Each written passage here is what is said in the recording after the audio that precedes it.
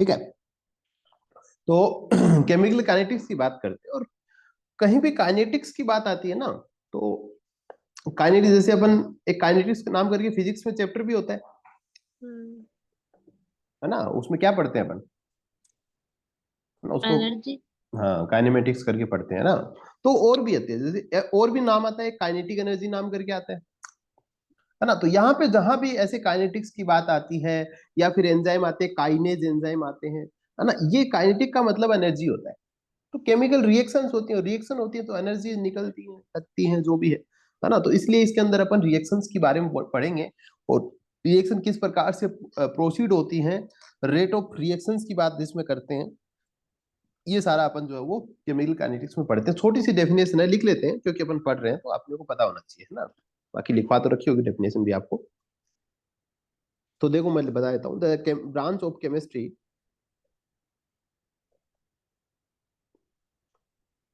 The branch of chemistry deals with rate of chemical reactions, or rate of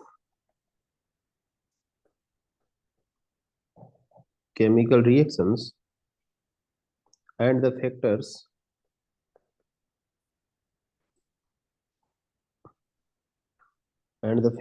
which influence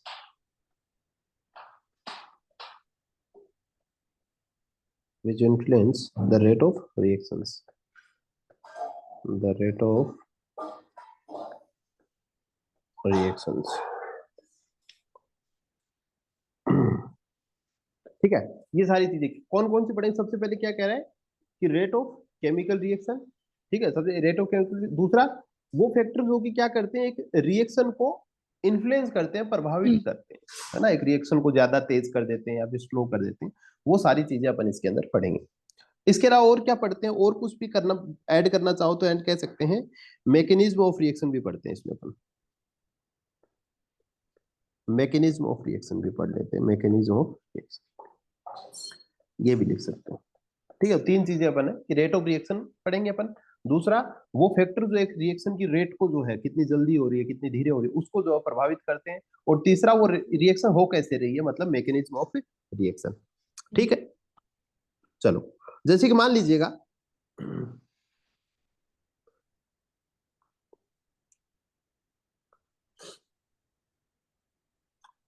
अब इसमें सबसे पहले नाम आता है कि रेट ऑफ रिएक्शन क्या होती है, बता सकते हो रेट ऑफ रिएक्शन क्या चीज होती है।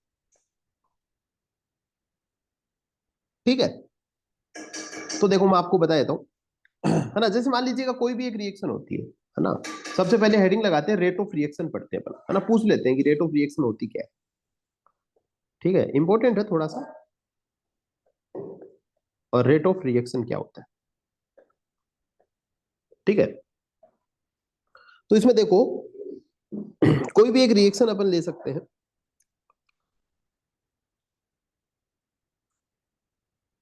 तो किसी भी रिएक्शन में क्या होता है, एक रिएक्टेंट होता है और एक प्रोडक्ट होता है। वो रिएक्टेंट जो है किस में कन्वर्ट हो जाता है, वो प्रोडक्ट में कन्वर्ट होता है। ठीक है, जैसे मान लीजिएगा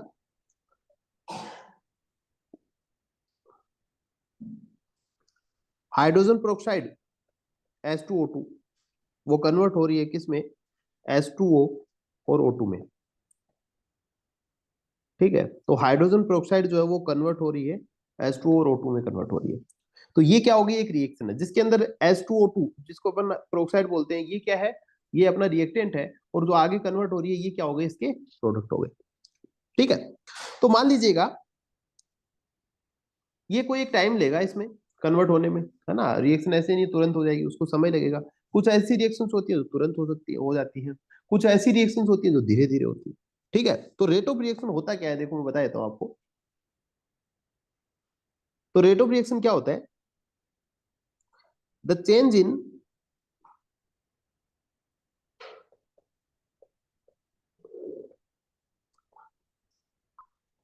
एनी वन ऑफ द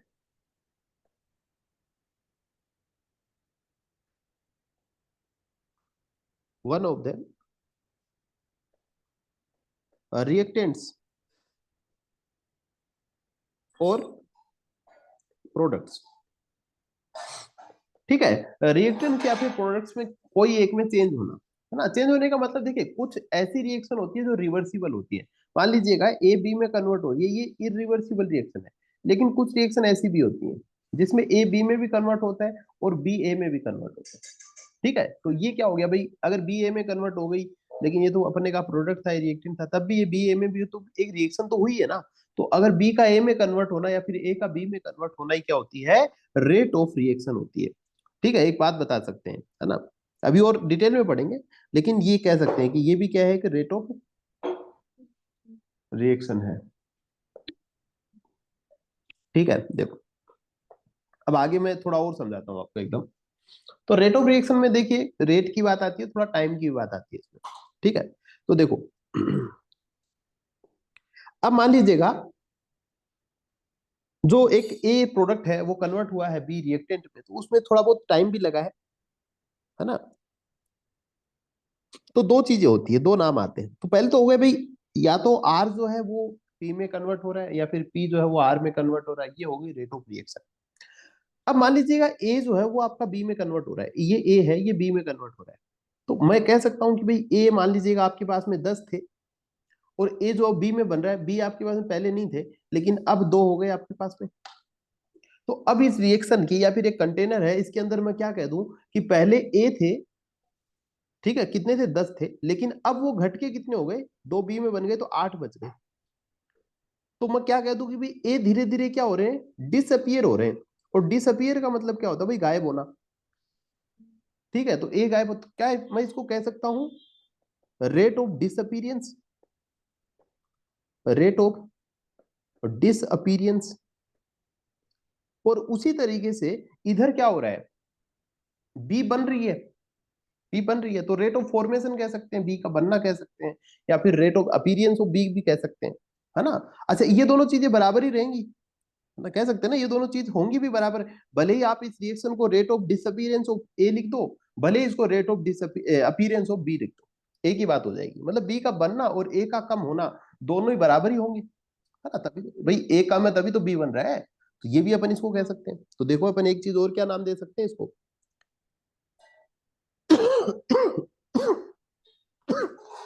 तो रेट ऑफ डिसअपीरेंस, या फिर एक प्रकार से इसकी कंसंट्रेशन भी तो कम हो रही है, तो और क्या कह सकते हैं, डिक्रीज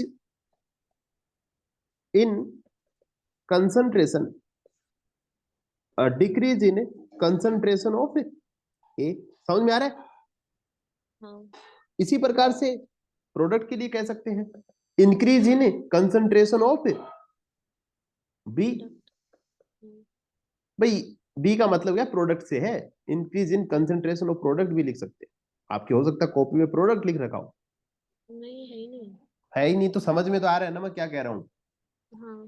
है ना। समझ में तो आ रही ना चीजें कि हाँ। रेट ऑफ रिएक्शन क्या हो रहा है भाई। एक रिएक्शन आप कहोगे भाई, कोई मैंने रिएक्शन करवाई, आपके पास में प्रोडक्ट है, और ये आप इससे, सॉरी ये रिएक्टेंट है कोई, है ना, इसको आपको प्रोडक्ट बनवाना है, ये प्रोडक्ट बनाना है पी, तो ये कम हो रहा है और ये बढ़ रहा है, ये दोनों बराबर ही तो होंगे। और इसी को क्या बोलते हैं, रेट ऑफ रिएक्शन, कि कितनी देर में कम हो रहा है और कितनी देर में बढ़ रहा है, इसी को बोलते हैं रेट ऑफ रिएक्शन। समझ में आ रहा है। हाँ। चलो अब लिख लेते हैं बात और ढंग से रेट ऑफ रिएक्शन के बारे में। अब देखो एक फॉर्मूला बना देते हैं अपन यहां से, रेट ऑफ रिएक्शन बराबर increase in concentration of,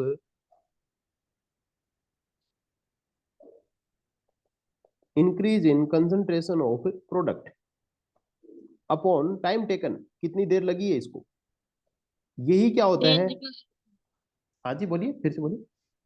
change भी हो सकता है यहाँ पे इंक्रीज की जगह पे। हो सकता है लोग चेंज। चेंज, तो चेंज का मतलब भी तो यही हो गया, इंक्रीज हुए चाहे डिक्रीज हुए, चेंज में दोनों तरफ लिख दो भाई, change of concentration of reactant या फिर change of concentration of product. अब प्रोडक्ट अपन बना रहे हैं इसलिए मैंने इंक्रीज लिख दिया, हो सकता है, बिल्कुल हो सकता है, क्यों नहीं हो सकता। समझ रहे हो ना, कंफ्यूज थोड़ी हो रहे हो। चेंज होने का मतलब क्या है, पहले जीरो थे अब दो हो गए, चेंज ही हुए हैं। इधर 10 था अब 8 हो गया, चेंज ही तो हुआ है, तो ये चेंज हो गया। क्या चेंज हो रहा है, तो दो का चेंज हो रहा है, वही लिखोगे। इंक्रीज ऑफ कंसंट्रेशन, दो दो इंक्रीज हुई है तो दो ही लिखोगे। ठीक है, समझ रहे हो ना मेरी बात को, रेट ऑफ रिएक्शन क्या होता है, हाँ। समझ गए ये। अब देखो आगे अपन चलते हैं। अब मान लीजिएगा मैं एक बात कहूं कि भाई ये जो है, ये मान लीजिए आर था, ठीक है, आर था, और आर किस में बन गया, पी बन गया, रिएक्टेंट का क्या बना, प्रोडक्ट बना, ठीक है, ये क्या है, रिएक्टेंट है। अब चेंज का मतलब डेल्टा आर होता है, डेल्टा आर का मतलब जानते हो ना आप, हाँ। डेल्टा आर का मतलब जानते हो कि नहीं जानते आप, ये बता दो। चलो, जानते हो कि डेल्टा आर का मतलब क्या होता है, हाँ या ना बता दो। हाँ। है ना, इसका मतलब चेंज होता है, मतलब इनिशियल माइनस फाइनल, ऐसे आर हाँ। इनिशियल माइनस आर फाइनल, ऐसे मतलब फाइनल माइनस इनिशियल कह सकते हैं, ज्यादा से कम वाले को घटाना है, समझ गए ना। हाँ। चलो, इसका मतलब जानते हो क्या, इसको अगर मैं ऐसे लिखूं, इसका मतलब क्या है, कंसंट्रेशन। बिल्कुल, ये क्या होता है, कंसंट्रेशन ऑफ आर, ठीक है, चलो समझ गए मतलब आप, ठीक है। तो मैं ये चेंज इन कंसंट्रेशन लिखा हुआ है, इसको मैं ऐसे भी तो लिख सकता हूँ, कैसे लिख सकता हूँ, ऐसे, ठीक है, जो चेंज इन कंसंट्रेशन लिखा हो उसको ऐसे भी लिख सकता हूँ, ठीक है, और इसी के नीचे मैं क्या लिख सकता हूँ, चेंज इन टाइम भी लिख सकता हूँ, समझ रहे हो क्या, हाँ। समझ रहे हो क्या, हाँ, समझ गई। आ गई ना। और इसी को मैं बराबर लिख दूं, भाई ये चेंज होगा तभी तो ये चेंज होगा, तो इसी को मैं बराबर कर दूं,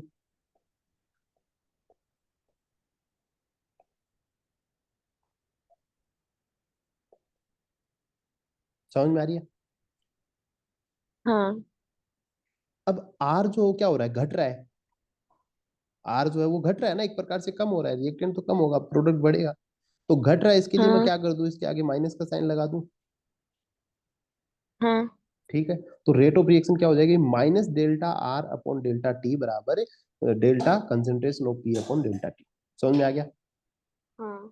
तो ये क्या है भाई, ये भी रेट ऑफ रिएक्शन का एक क्या हो गया, एक फॉर्मूला हो गया, हाँ। ये फॉर्मूला तो लिखवा रखा होगा।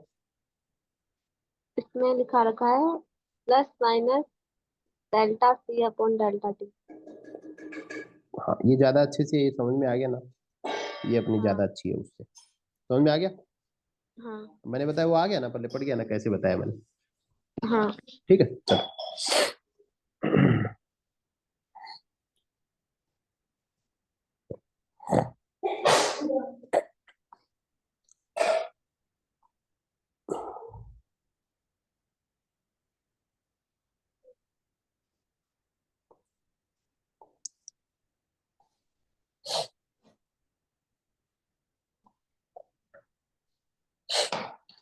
देखो, जैसे कि मान लीजिएगा, एक चीज मैं और उदाहरण के तौर पे आपको बताता हूँ, ठीक है, कुछ भी प्रोडक्ट बन रहा है, मान लीजिएगा एक अपन रिएक्शन ले लेते हैं आपको एक, जैसे मान लीजिएगा PCl5,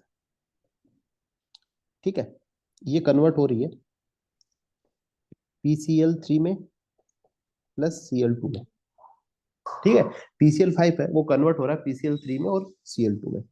अब इसके लिए जो रेट ऑफ रिएक्शन लिखोगे ना आप, इसके लिए जो ROR बोल देते हैं अपन, ROR शॉर्ट में लिख लेते हैं, ROR मतलब रेट ऑफ रिएक्शन, और इसके लिए रेट ऑफ रिएक्शन क्या लिखोगे, देखो, ये क्या है, ये रिएक्टेंट है, और ये दोनों हाँ। क्या है, आगे वाले प्रोडक्ट्स हैं, हाँ। है ना।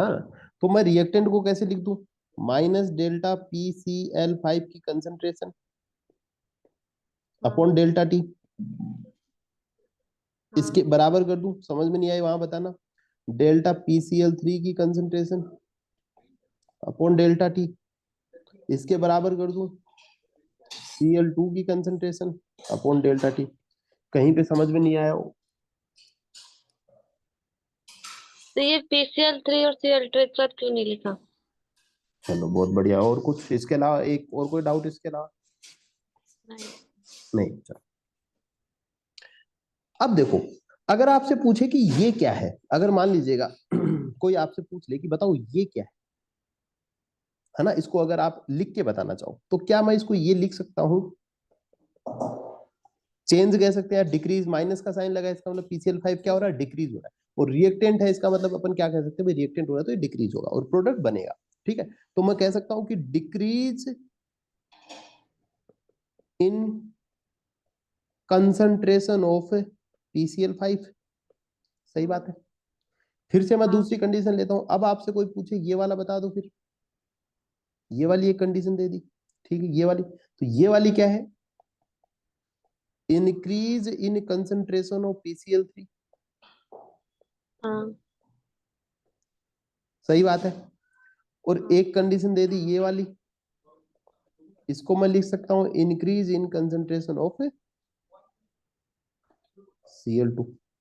अब देखो, अब आप कह रहे हो इन दोनों को एक साथ क्यों नहीं लिखा, भाई ये जो Cl2 बन रही है ये इसका एक प्रोडक्ट है, ये वाला जो रिएक्टेंट है इसके दो प्रोडक्ट बन गए, एक तो ये वाला प्रोडक्ट बना और ये वाला प्रोडक्ट बना, लेकिन हम्म, ये वाला प्रोडक्ट तभी तो बना है ना जब ये वाला बना है। हाँ मतलब मान लीजिएगा आपको चेक करनी है, आपको रेट ऑफ रिएक्शन निकालनी है, आप इन तीनों में से कोई सा भी एक फॉर्मूला निकाल सकते हो। आप जब हाँ चेक करोगे तो ये Cl2 मान लीजिएगा गैस है, इसमें तो कोइंसिडेंटली सारी ही गैस है ना। हाँ लेकिन मान लीजिएगा ये मान लो सॉलिड होता, या फिर मान लो आप सिर्फ Cl2 चेक कर रहे हो, आपके पास में अब ऐसे दिखेगा नहीं, है ना, Cl2 अब ऐसे टेस्ट ट्यूब में बोलेगी थोड़ी कि मैं Cl2 हूँ, है ना, कोई एक चीज होगी जिससे आप पहचान करोगे कि भाई हाँ Cl2 क्लोरीन निकल रही है, तो आप सिर्फ क्लोरीन को देख पाओगे। थोड़ी हाँ इमेज बना पा रहे हो ना। भाई रिएक्शन क्या है, रिएक्शन ऐसी नहीं है ना, आप कह रहे हो इनको ऐसे लिख देते, आप इनको ऐसे लिख देते, ऐसे हाँ लिख देते हैं आप इनको, लेकिन ऐसी रिएक्शन थोड़ी है, रिएक्शन में PCl3 अलग बन रहा है, Cl2 अलग बन रहा है। आप जब टेस्ट ट्यूब में चेक कर रहे हो तो आप ये देख लो कि Cl2 कितनी मॉलिक्यूल बन रहे हैं, है ना, एक पर्टिकुलर टाइम में टी टाइम में Cl2 कितना बन रहा है, उसको चेक करके आप बता सकते हो कि रेट ऑफ रिएक्शन क्या है, क्योंकि Cl2 अलग से निकल रही है तो उसका फॉर्मूला अलग से, आप ये वाला फॉर्मूला लगाओगे ना। आपने चेक की कि भाई Cl2 की कंसेंट्रेशन कितनी है सॉल्यूशन में, है ना, टेस्ट ट्यूब में Cl2 की कंसेंट्रेशन कितनी है, तो Cl2 की कंसेंट्रेशन जितनी है वही रेट ऑफ रिएक्शन होगी। या फिर आप क्या कर रहे हो, PCl3 की कंसेंट्रेशन देख रहे हो, या फिर आप PCl5 कितनी खत्म हो रही है ये देख रहे हो। हाँ समझ रहे हो, ये दोनों एक साथ तो हो ही नहीं रही है, भाई एक साथ तो तब लिखोगे ना जब ये दोनों एक साथ में हो, ये अलग अलग बन रही है तो अलग अलग बन रही है तो आप इनके फॉर्मूले अलग अलग करोगे। कहने का मतलब अगर प्रोडक्ट में आगे जो रिएक्टेड प्रोडक्ट है वो अलग अलग है तो आप उनकी रेट ऑफ रिएक्शन इस प्रकार से लिखोगे। समझ में आ रहा है, हाँ हाँ आ रहा है ना भाई, अलग अलग बन रही है तो अलग अलग लिखोगे, ठीक बात है। आगे चलो, हाँ चलो अब अपन अगली बात देखते हैं।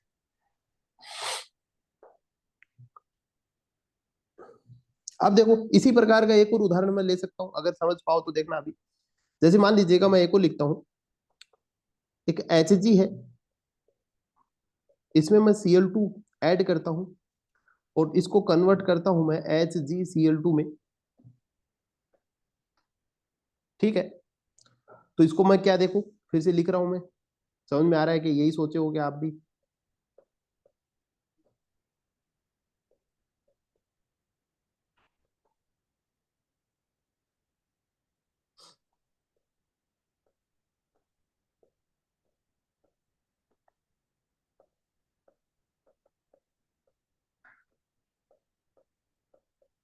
समझ में आ गया, हाँ है ना, तो ये अलग अलग होगा।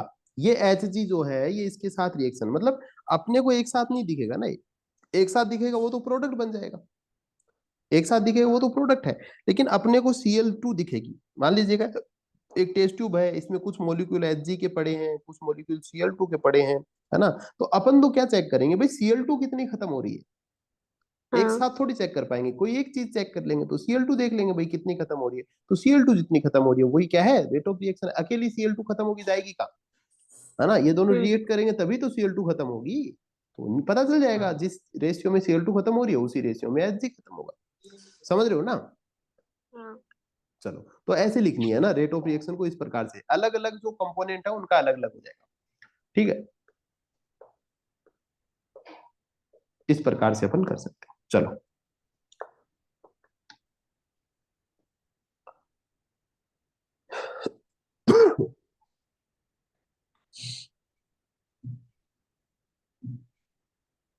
अब थोड़ी सी और बात अपन करते हैं। अब ये तो ऐसी रिएक्शन थी जिनके आगे अपन ने क्या किया भाई, Hg के आगे अगर मैं बात करूं तो यहाँ पे क्या लिखा हुआ था, वन ही लिखा हुआ था, Cl2 के आगे भी वन ही था, Hg के आगे वन, मतलब वन वन, इनके आगे यहाँ पे स्टोइकियोमेट्री चेंज नहीं हो रही है, इनके आगे वन वन ही लिखा है। यहाँ पे PCl5 के आगे भी वन ही था, PCl3 के आगे भी वन था और Cl2। अगर मान लीजिएगा यहाँ पे कुछ मॉलिक्यूल के नंबर चेंज हो, है ना, उनमें अपन कैसे करेंगे? मान लीजिएगा एक कंडीशन अपन लेते हैं, एक कंडीशन अपन लेते हैं कि जैसे मान लीजिएगा ए प्लस बी कोई दो रिएक्टेंट है जो कि बना रहे हैं 2C, मतलब ये दोनों मिलके सी के दो मॉलिक्यूल बना रहे हैं। ठीक है, तो अपन जो है इसको किस प्रकार से करें? अब इसको मान लो अपन बैलेंस करते हैं। ठीक है, अभी देखो मैं बताता हूं आपको, कोई एग्जांपल ले लेते हैं इसी प्रकार का। ठीक है, तो ऐसा कुछ आता है, तो ये एक उदाहरण के द्वारा अपन समझते हैं इन चीजों को। ठीक है, तो इसका जो होगा एक जनरल फॉर्मूला पहले मैं बता देता हूँ, इसकी रेट ऑफ रिएक्शन की बात कर लेते हैं, है ना। एक बार ऐसे फॉर्मूला लिखते हैं फिर एग्जांपल से समझेंगे। तो इसका होगा delta A by T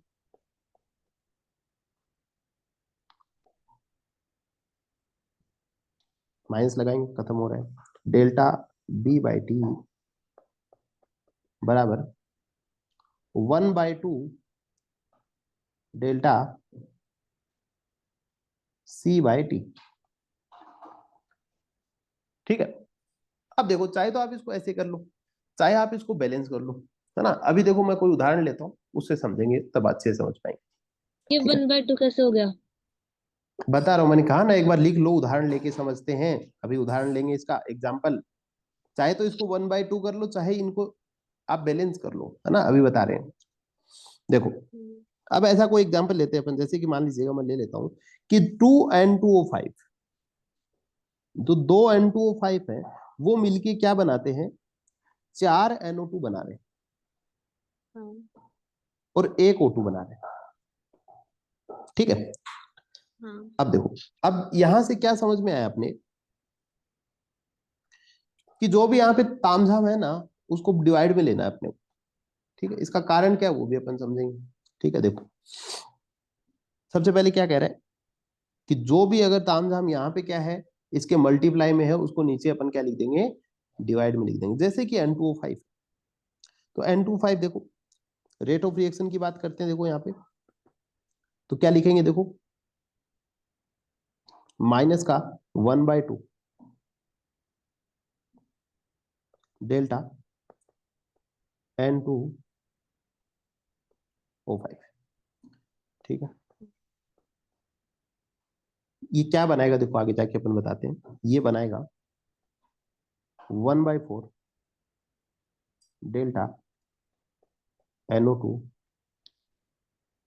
delta T. और क्या बना रहे हैं, एक जो है ये O2 बना रहे हैं। ठीक, अब देखो यहाँ पे अपने क्या समझ में आ रहा है।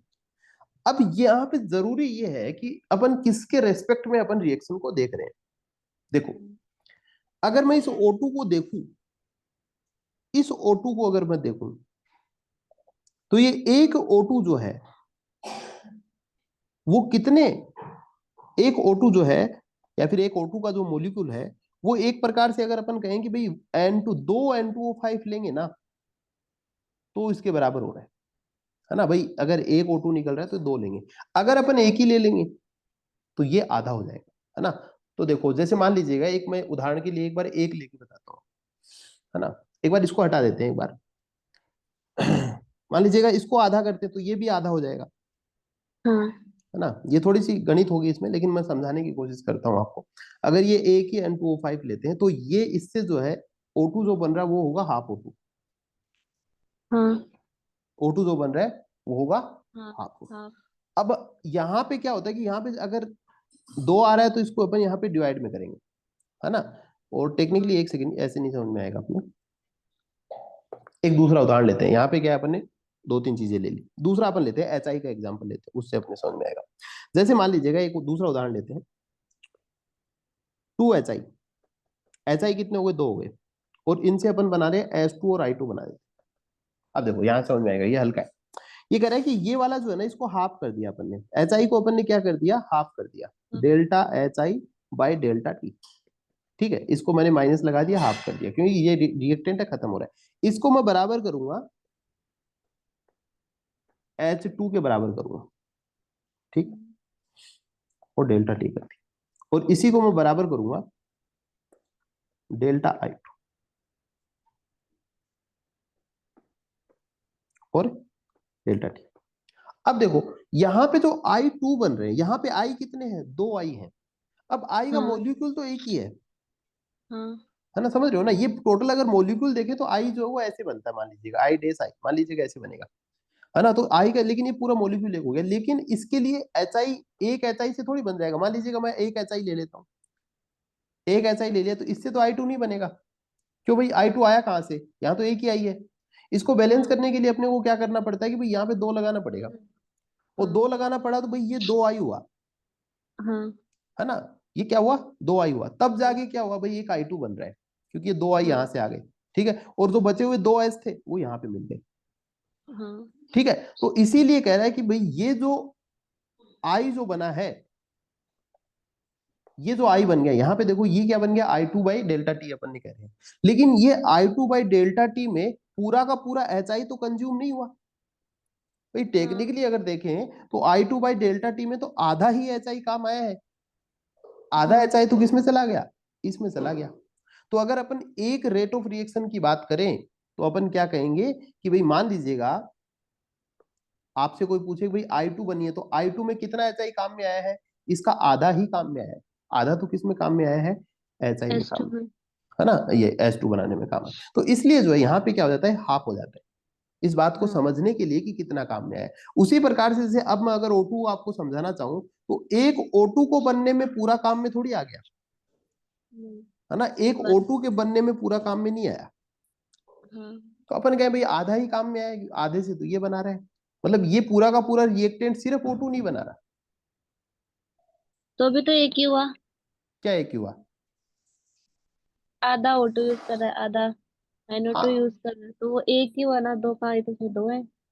क्या दो हैं, N2O5 दो है ना।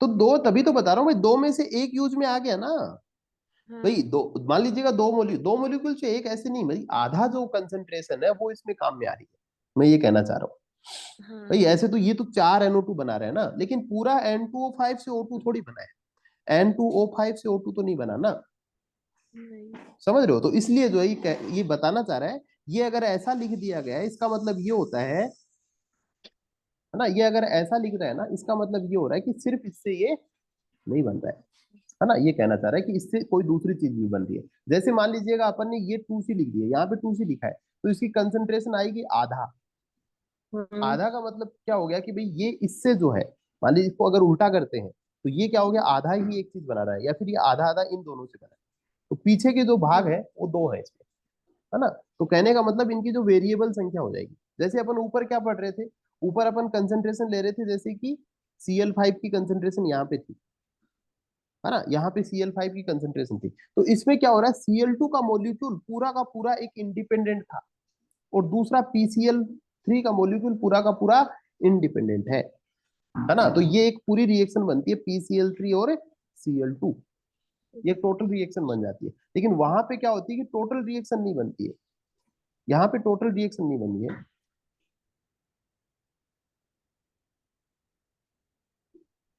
कहाँ गया वो, हाँ नीचे है, हाँ, तो यहाँ पे जो है ना, यहाँ पे क्या हो रहा है कि HI वाला कहाँ गया, HI वाला, हाँ, यहाँ पे HI वाले में क्या हो रहा है कि इसके कुछ पार्ट जो है वो एक बना रहे हैं, और फिर बचा हुआ कुछ पार्ट जो है वो दूसरा बना रहा है, ठीक है। तो इसलिए जो है यहाँ पे इनको जब बैलेंस रिएक्शन होती है, उनके आगे जो भी अगर मल्टीप्लाई में है, ये ध्यान रख लेना बस, इनके जो भी मल्टीप्लाई में वो डिवाइड में जाएगा, और जो डिवाइड में वो मल्टीप्लाई में चला जाएगा, अभी आ जाएगा, और रिएक्शन करते रहेंगे तो प्रैक्टिस में आ जाएगा, बस ये थोड़ा सा फॉर्मूला ध्यान रख लो, है ना, और अभी पढ़ेंगे तो समझ में आएगा किस प्रकार से कंसंट्रेशन काम करती है, ठीक है। देखो अब यहां से देखो HI वाले से समझ में आ रहा है कि इसमें दो H जो आधा भाग है वो एक बना रहे हैं, और जो दूसरा आधा भाग है वो I2 बना रहे हैं, ठीक है। अब देखो अपन आगे चलते हैं। अब ये पूरा तामझाम अपन ने देखा कि भाई ये कहीं पे 1/2 लगा दिया, कहीं पे ये सब लगा दिया, तो एक नाम और आता है जिसको अपन बोलते हैं एवरेज रेट ऑफ रिएक्शन, एक आता है एवरेज रेट ऑफ रिएक्शन, है क्या आपके एवरेज रेट ऑफ रिएक्शन? नहीं है। नहीं है, चलो कोई बात नहीं, मैं बता देता हूँ वैसे ही।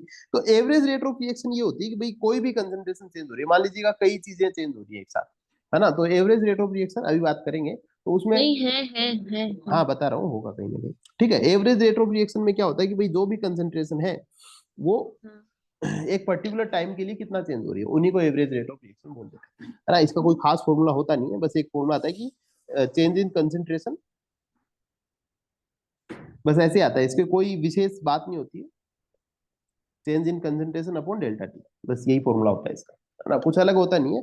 Delta x by delta T इसको बोल देते हैं। एक दूसरा इंपॉर्टेंट आता है, ये कुछ खास नहीं है। ठीक है, मान लीजिएगा कोई एक टाइम लिया कि भाई हाँ 1 मिनट से लेके एक 2 मिनट के बीच में रिएक्शन क्या रही है, तो उसमें जितनी कंसंट्रेशन चेंज हुई है उसको ले लो और टाइम ले लो, जो भी प्रोडक्ट रिएक्शन किसी की भी उठा लो। दूसरा आता है इन इंस्टेंटेनियस रेट ऑफ रिएक्शन। हाँ। इंस्टेंटेनियस और रेट ऑफ रिएक्शन। ठीक है, देखो इन इंस्टेंटेनियस बहुत बार पहले भी नाम सुना होगा। इसके लिए एक बहुत पर्टिकुलर टाइम पे आता है कि टी बराबर 3 पे, टी बराबर 3 सेकेंड पे क्या रिएक्शन रही है, इस प्रकार से। ठीक है, तो इसके लिए हल्की सी डेफिनेशन अपन लिख लेते हैं। The rate of change of concentration of any one of the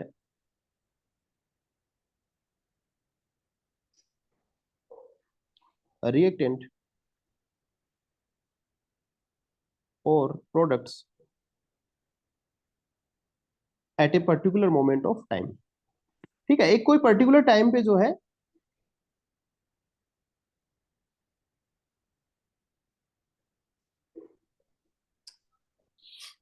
एक पर्टिकुलर मोमेंट ऑफ टाइम, मतलब एक पर्टिकुलर टाइम पे जो है वो rate of change of concentration क्या रही है, उसकी बात अपन इसके अंदर करें। ठीक है, चलिएगा।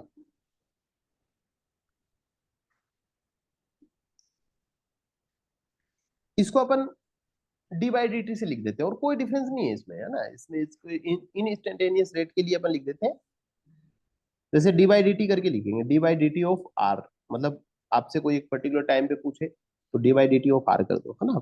या फिर एक ही बात होती है, इसी के बराबर होगा D by D T of P. ठीक है, ये होती है, ये इंस्टेंटेनियस होती है। ठीक है, चलिए।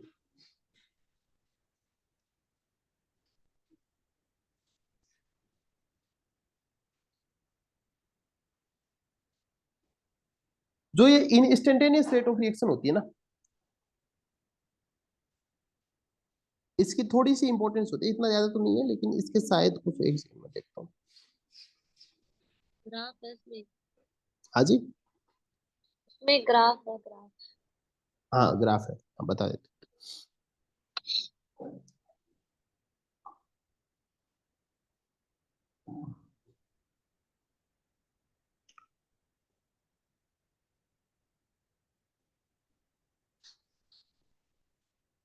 ठीक है, चलो।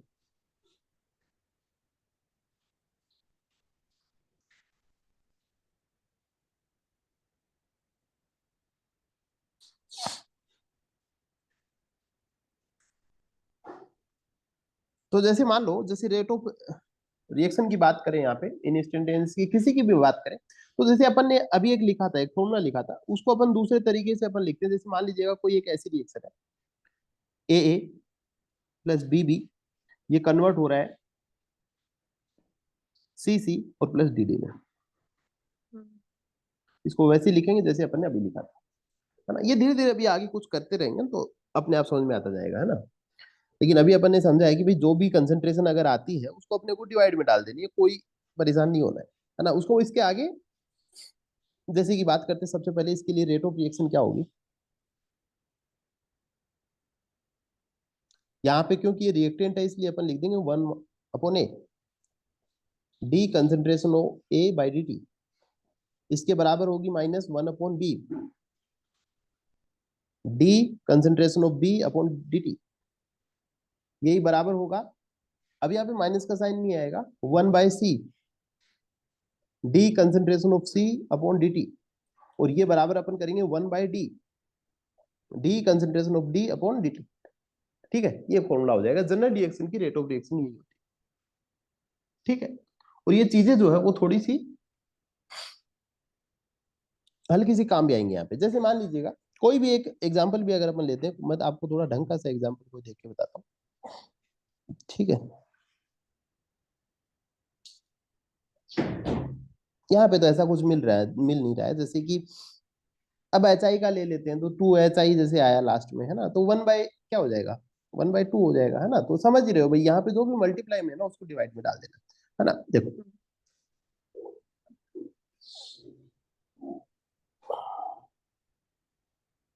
अब मेरे को ग्राफ बता दीजिए कि यही वाला है क्या। एक सेकंड में ग्राफ बनाता हूँ, तो ग्राफ का आइडिया नहीं है कौन सा होगा। ये वाला ग्राफ ही है क्या, हाँ ऐसा ही है ना। हाँ। चलो मैं ये ग्राफ आपको समझाने की कोशिश करता हूँ फिर। ठीक है, अब अपन ने कहा कि भाई जो रिएक्टेंट होता है और एक होता है प्रोडक्ट। तो रिएक्टेंट क्या होता है, जैसे जैसे रिएक्शन चलती है कंटिन्यूअसली डिक्रीज होता रहेगा, समझ रहे हो। और प्रोडक्ट जैसे जैसे रिएक्शन चलेगी कंटिन्यूअसली इंक्रीज होता रहेगा, है ना। ये बातें अपन ने करी। अब देखो, मान लीजिएगा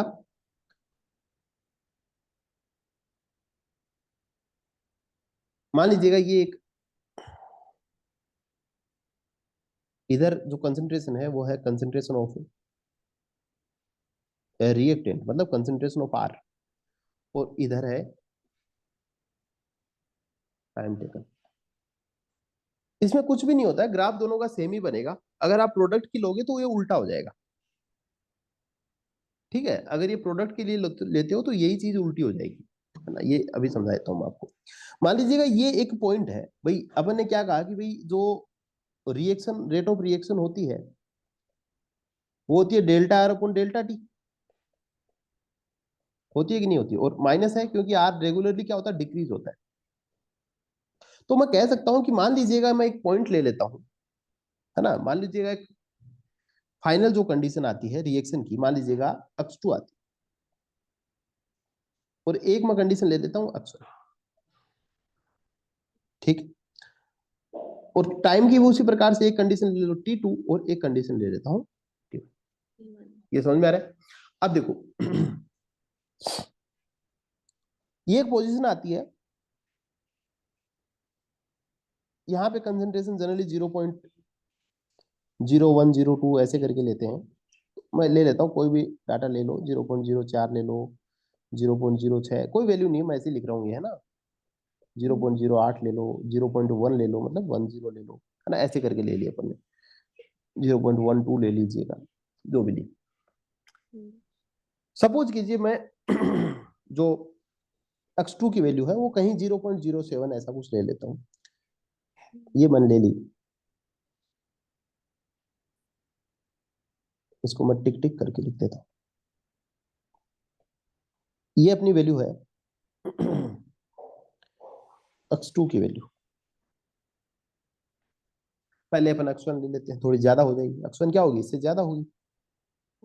ये मान लीजिएगा 0.10, ये अपनी x1 की वैल्यू।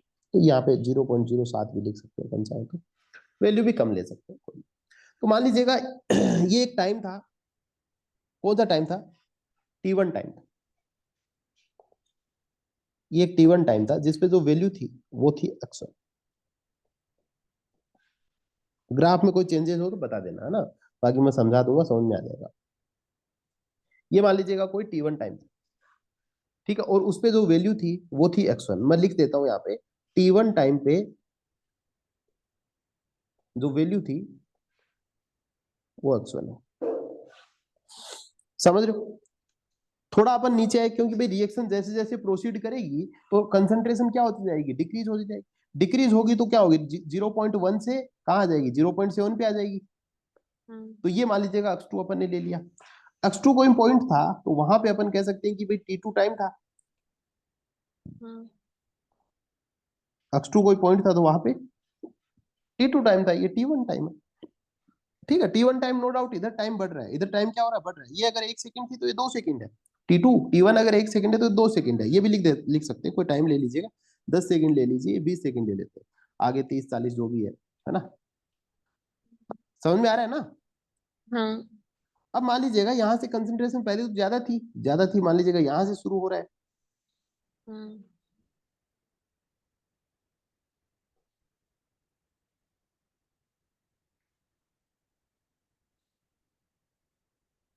ठीक है, तो मान लीजिएगा ये वाला पॉइंट है ना। देखो ये एक पॉइंट हो गया, यहाँ पे क्या था भाई, कंसंट्रेशन ज्यादा थी, टाइम कम था, t1 था, मतलब 10 सेकंड थी, है ना। मैं t1 की वैल्यू 10 सेकंड लिखता हूँ। अगली 10 सेकंड में क्या होगी, कंसंट्रेशन कम हो गई, 0.7 हो गई। और अगली 10 सेकंड में और क्या हो गई, कंसंट्रेशन कम हो गई। अगली और मतलब टाइम के साथ साथ क्या हो रहा है, लगातार कंसंट्रेशन घटती चली जाएगी। वही तो अपन लिख रहे हैं, x2 माइनस हाँ। x1 upon t2 minus t1। हाँ। ये ग्राफ समझ में आ गया, यही ग्राफ है या फिर कुछ चेंज है।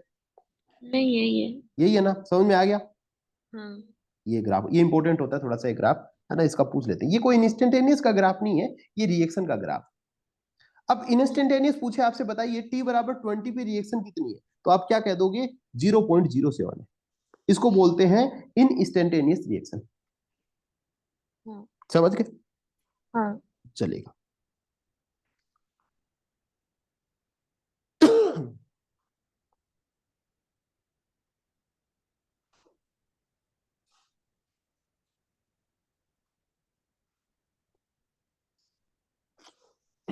अब थोड़ी सी चीज लिखते हैं, फिर कल इनके बारे में अपन डिस्कशन करें, ठीक है।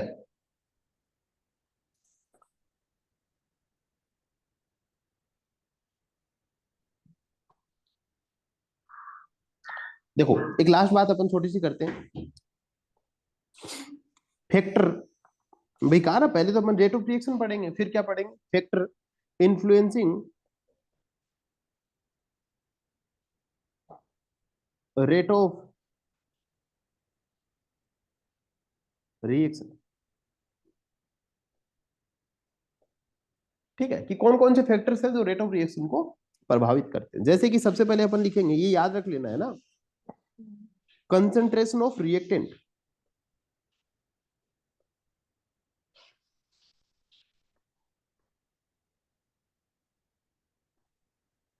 दूसरा, टेम्परेचर ऑफ सिस्टम, कोई भी टेस्ट ट्यूब है जो भी है, या फिर आसपास का एनवायरनमेंट है।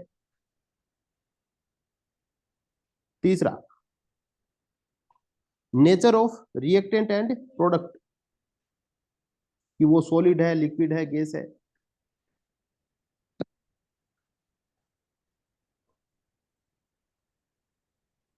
चौथा पॉइंट, प्रेजेंस ऑफ कैटलिस्ट,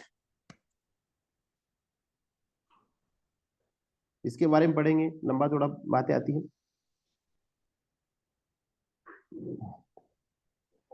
पांचवा, सरफेस एरिया, इसके बारे में बताएंगे क्या होता है। छठवा, एक्सपोजर टू रेडिएशन।